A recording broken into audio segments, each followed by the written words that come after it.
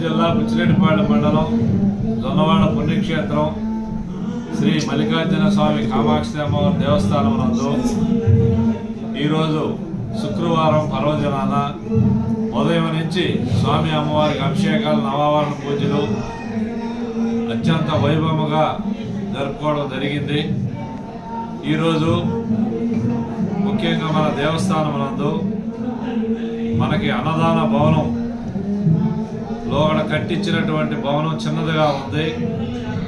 దేవస్థానానికి భక్తులు అధిక సంఖ్యలో రావడం, భోజన వసతి బాగా లేనందున మేము పడవలూరు సుబ్బారెడ్డి పల్లవ గ్రానైట్ చైర్మన్, చెన్నై వాస్తవ్యులు, అమ్మవారికి స్వామివారికి దాదాపు 40 సంవత్సరాల నుంచి మంచి భక్తుడు. ఆయన కుటుంబ సభ్యులందరూ కూడా స్వామి అమ్మవారిని దర్శించుకుంటూ ఇక్కడికి వస్తుంటారు.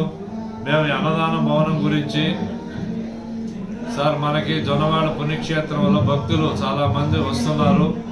అన్నదాన బిల్డింగ్ చాలడం లేదు, బిల్డింగ్ కొత్తది కట్టియాలని అడిగితే వెంటనే ఇంజనీర్ని తీసుకొచ్చి వాళ్ళ ఇంజనీర్ అయినటువంటి భాస్కర్ రెడ్డి గారు తీసుకొని రావడం, మనం స్థలం చూపించడం, మన అమ్మవారి స్థలం, దాంట్లో పెద్ద బిల్డింగు కట్టించి మనకి ఈరోజు దేవస్థానానికి హ్యాండ్ ఓవర్ చేయడం జరిగింది. చాలా గొప్ప మనసు అయింది.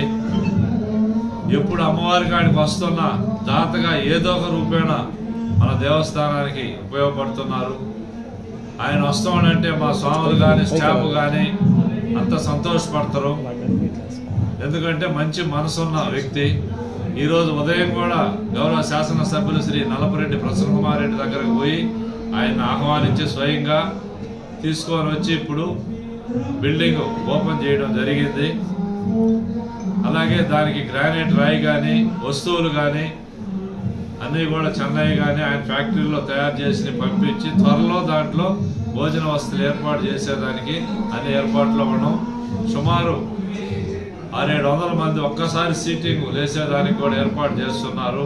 వంటశాల కానీ స్టాక్ రూమ్ కానీ అన్ని వసతులతో మనకి ఏర్పాటు చేసి దాన్ని మనకి ఇవ్వడం కూడా జరిగింది.